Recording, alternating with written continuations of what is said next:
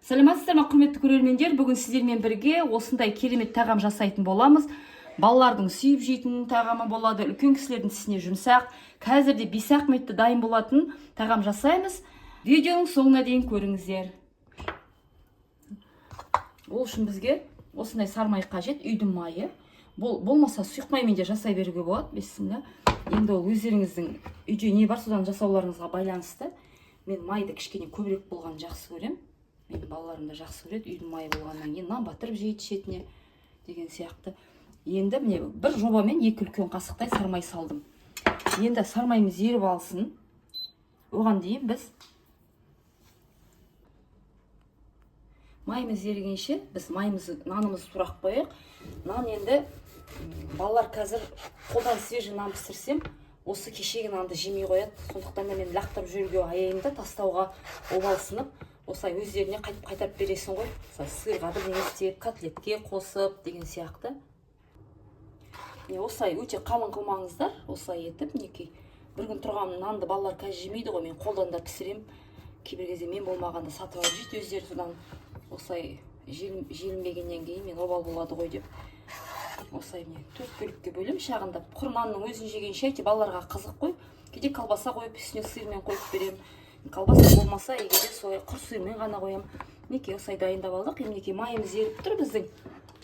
Мінекей майымыз ерді. Осыған біз қазір жұмыртқамызды есіне деп жарып салайық. Бұл енді асыққан кезінде бәрімізді сөйтіп шығармыз енді. Асыққан кезінде бір пісіп тұрған рожкеміз болса, бір күрішіміз болса, мен өзім солай күрішті бір жағына қарата жылжытып қоямын да, екінші жағына жұмыртқаны қуырып, сармайға салып, жаңағыдай сырын қойып, балаларға күшті қылып тұрып жасап берем. Папалар болмаған кезінде білмей қалады не жеп жатқандарын өздері. Сосын ол нақ болады өздеріне. Мә, мама, күшті өткендегідей пісіріп беріңізші деп. Сондықтан да ештеменді ысырап қылуға болмайды. Мен нанды өмірі тастамаймын. Анау неге духовкаға да нанды турап кептіріп сухарики қылып жасап берем. Үстіне қаймақ салып, мен видеомда бар, кішкене қант сеуіп жүріп, сондай да істеп берем. Мен 10 жұмыртқалан істеп жатырмын. Сіздерде егерде аз жасаймын десеңіздер, азырақ жасауға болады. Бұнда қатып қалған рецепт деген жоқ, жай барлығы жасай біледі деп ойлаймын. Мен енді осыны жақсы көрем, кішкене бүйтіп жарып жібергенді. Өйткені бір тығыз болатын сияқты болады. Осылай кішкене жарып жүрем. Азма. Сіздер енді өздеріңіз білесіздер. Сосын оған енді біз оңтып көттім жаңа. Май ерігеннен кейін, оның үстіне міндетті түрде 2 қасықтай су құю керекпіз. Мен әр жерінен құйып жүрейін. 2 үлкен қасық су. Бұның секреті енді кейбіреу айтып жатады, жұмыртқам күйіп кетеді, жей алмаймыз, қатты болады деп жатады. Жұмыртқаның асты күймеу үшін май енді ери бастаған кезінде кішкене ғана осындай су құямыз үстіне. Енді осының үстіне тұзын сеуіп, мен кішкене тұзды болғанды қалаймын. Осылай тұзын сеуіп, басқа ештеңе де керек емес. Бетін жауып, кішкене жұмыртқамыз сәл-піл пісе бастаған кезінде ары қарай көресіздер. Мен бетін жауып қазір шамалап піскенше отта ұстай тұрамын. 1-2 минут болды. Осылай қайнау керек, көрдіңіздер ме? Кішкенеден кейін қазір біз салатын боламыз. Су құйғанның арқасында осындай бүлкілдеп қайнап жатыр. Бұл қазір біздің сырымыздың егілмеуде, нанымыздың жұмсақ болуына да өте жақсы. Сыр бар менде. Сыр қандай болса да бәрі бір. Қалыңдығы енді өте жұп-жұқа қылып жатқан жоқпын. Мындай ғана, өте де қалыңда емес, керемет. Осыны осылай қаққа бөлеміз да. Сырды балалардың бәрі жақсы көреді ғой. Мен де жейді, былай да жеп атады әйтеуір енді. Осылай үстілеріне бүйтіп бір-бірден қойып шығасыздар. Бұл өте әдемі тойымды тамақ болады негізі. Бір етпен жегендей болсын жеп алады ғой. Өйстіп барлығына салып шығамыз. Осылай. Чөркін өткізсеңіздер де болады, енді бұлай ыңғайлы енді. Міне қараңыздар, соңына шейін піскен жоқ. Мынандай болып, кішкене шала болып тұр, беті көрдіңіздер ме? Асты күйіп кетпейді, себебі су араласқан болғандықтан. Енді осыған алып, жаңағы нандарымыздың барлығын өйстіп қойып шығамыз. Түгел сыйғанша сала беріңіздер. Менікі орын қалып қойса, тағы салып жүреміз үстінен. Желінбей қалады деп ойламаңыздар. Сармайда кішкене бүйтіп көпіршік атып атқаннан кейін сармайдың да дәмі болады, нанда астына тиер. Өйстіп салып шығасыздар. Мен қазір қалғанын тағы да есеңітсе. Сіздерге уақыт алып көрсетпей ақ қойын, мен осылай бетіне тағы да салып толтыра саламын. Не салып алдық, өзі жылда да ерейді негізі. Бір шәуелеріңізді істеп, шайларыңыз дайындағанша да сыр ерісе болды. Қалғаны пісіп тұр, уже міне бетін жауып, тағы да 1-2 минутқа қоя тұрамыз. 5-6-7 минуттарда дайын болды. Мына қараңыздар, өте керемет. Бір тойымды тағам болды. Бетіне астына, мысалы, сырдың астына колбаса қоюға болады, мысалы. Оның астына піскен еттеріңіз болса, помидор болса, енді қалауларыңыз бойынша.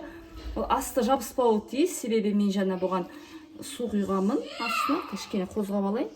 Міне өзі қозғап тұр, қазір мынаған томп етіп өзі түсе қалады. Кәдімгі есебі енді бір пиццаға да ұқсайтын сияқты ғой. Осылай етіп, енді осылай қозғалып кетті, ештеңе де етпейді. Қазір бүйтіп қойып жүреміз. Осылай ортаға қоя қоясыздар. Керемет. Бүйтіп қоямыз. Ой, осыны керемет жейден менің кіттай қызым. Күшті де. Дегустацияны өзім жасайын деп тұр. Колбаса жақсы көретіндеріңіз болса. Міне астын қараңыздар, көрсетші астын. Астында ештеңе де жоқ, сармай болғандықтан мен мынаны бүйтіп бетіне құя салайын, енді артық болмайды. Тамағымыз дайын болды. Менімен бірге соңына дейін болғандарыңызға рахмет. Маған лайк басып, подписка жасап кетіңіздер. Өте керемет тағам шықты деп ойлаймын. Барлықтарыңызға сәлем. Бүгін біз сіздермен бірге мынандай мама жасаған обед дейін ба? Жоқ, білмеймін енді. Сендер ұйықтамаңыздар демалыс болғаннан кейін. Мен обедте тұрдым. Мен қазір бар ғой.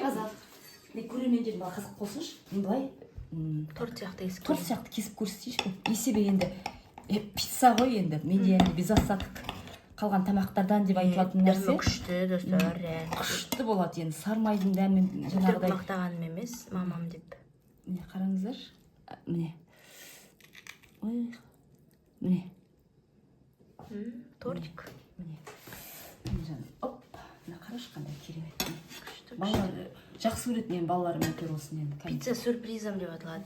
Былай міне. Ыстықтай жей ғой, ас болсын жаным. Рахмет. Давай. Дәмі татты. Бұны алдына қалдыңыз. Қандай керемет бутерброд сияқты, иә? Нанда текке қалып қоймайды. Мысалы, асыққанда тез жасалатын тағам ғой енді. Бұны бәрі біледі енді. Бірақтан да менікі енді идея тастап жатырмын, сіздерге басқаша да жасауға болады. Үстіне мысалы колбаса, помидор қоюға болады. Немесе піскен еттеріңізді салып жіберіңіздер. Жұмыртқа деген тойым тамақ қой, негізі еттің орнының басы. Өз сармаймен піскен болса өте керемет енді. Әдемі. Маған ұнады. Мен бөлек алып жейтін тұғымын, нанды бөлек, жұмыртқаны бөлек. Негізі бар ғой, нанын бөлек алып көрсеңіздер, мынаның нан асты бар ғой, прям увлажненный, андай күшті. Прям бар ғой, рас айтамын, андай жұмсақ, ерекше. Андай микроволновкаға еріткен сияқты емес. Сармайы бар. Свежий емес нан болса да свежий сияқты. Тортасы сармайды нетеді, осыған көпірген кезінде тамақ жаңағы. Жаным, не айтасың, айта ғой, тезек. Күшті мама рас айтып осындайды. Маған ұнады, сіздерге ұнайды деген айтамын. Обязательно жасаңыздар. Обязательно жасап көріңіздер. Лайк басып кетіңіздер. Сау болыңыздар.